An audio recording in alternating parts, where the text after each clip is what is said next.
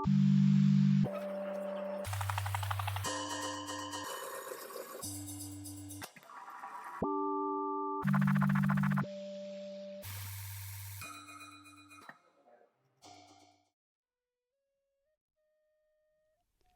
ora and welcome to Ancient Spirits Beacon. My name's Hiona, and blessing our sacred screen today, I'm speaking to Jennifer Moses. Whaia Jennifer, kia ora, nau mai. Tēnā koe, tēnā koe. Kia ora. Well, right now we're sitting in, this is the Pōtiki. This is the Poho Tuhoi Pōtiki. It is a ancient house that's part of our tribe. It's here at Waimako Marae here in Waikaremoana. We use it for all sorts of purposes, the usual, tangihana, weddings, the gathering of families, healing, and of course I use it for rongoa as well. I use I come in here a lot and I work my rongoa here as well. And it's things like going into the forest on Ngā the forest up at Lake Waikaremoana. And what I do, my rongoa is in 4 parts. So what I do in part 1 of any kind of rongoa gathering is that I go into the bush or into the forest and I decide on what rongoas I would want to use or prepare at that time, because you don't need to do all of it at once. So if it's kawakawa, if it's mamaku, I decide that before I go into the bush. But before I go in, I also look at what it means to give thanks, which is a spiritual part of our, it's part of something that we've done for a long time.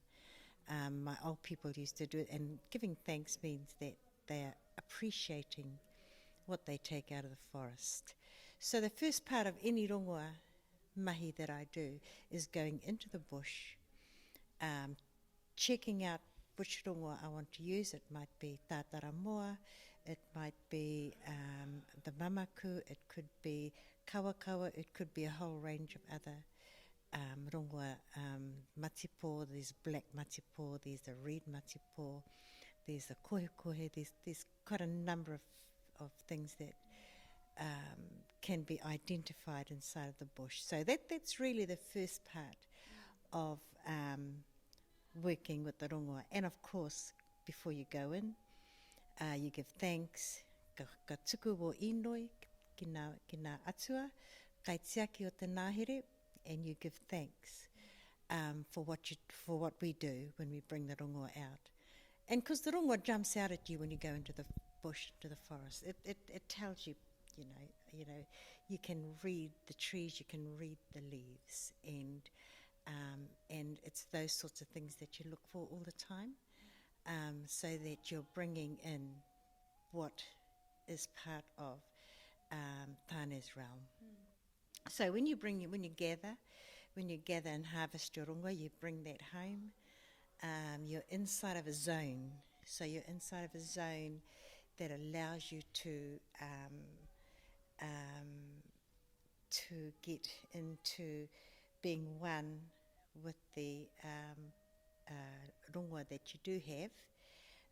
And once you become that, you start preparing it. And preparation can be in all sorts of ways. Some of the preparation we do is we katunua, ka paira katunua te rongoa, ngā rau, which are the leaves, or the bark. We might use the bark, we might strip it back, but we use just about every part of the plant that we bring out. Some of the leaves we would prepare them for poultice, waipiri. Some of the leaves some of the other parts of the plant we would boil them and use them for drink. So ka tunua, ka inumia, and those are some of the things that start with the healing process. So the rongoa can be broken up into 2 parts. You have the rongoa that does all the cleaning, te whakawate i tō tinana, And you also have the Rongoa that does the healing. So the healing part, you can break Rongoa up into two parts, and some Rongoa can do two jobs. They can cleanse you as well as heal you. So it's a matter of, during the preparation part, it's a matter of sorting through just what you want done with the plants once you bring them back. Where did you learn the ceremonial or the ritual of, or the taonga of Rongoa? My mother, my old people here in Waikaremoana have been doing this for a long time. She hails from Mangapohatu, which is the mountain over here towards the north, and so if you get a sense around this, during their time they had no doctors at their hands. This is in the 1940s, 1930s, 1940s, so it's a long way to come out to a doctor. They didn't have a pharmacist or a chemist that they could go to just to buy things, so they had to learn.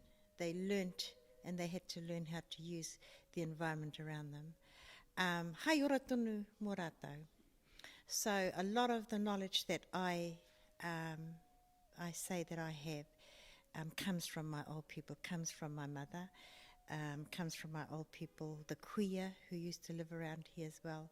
So a lot of doing this is around remembering, going back, your memory. You take your memory back, and understanding. Oh, that's right. My mother went and she used to collect the kāramu, and because those are just sort of on the roadside or closer to home, she would go and collect the kāramu. I never ever asked her why or what for. But now that I'm much older, I use the rongoa myself. Now I understand and really understand just why they were one with the forest in the first instance, and in the second instance they had this wealth of knowledge, huge, and the wisdom was huge. So they were able to use it to help nurture themselves, to help nurture others, to help heal others, to help heal their families, and to keep themselves safe. But alongside of that, they also led healthier lives. They had no television. They didn't eat food from processed food from McDonald's and things like that. So it was a different type of lifestyle. The water was fresh. The water was clean. And when she came here to live and married my father, she grew her own food. She grew kumara, she grew potatoes. So all her food was all grown, and she would use them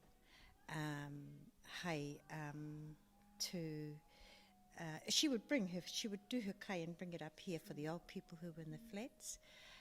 She would prepare her kai and bring it up here, and like what Rose Pere does, it's sharing it with the people. So there's a huge knowledge and wisdom around there as well.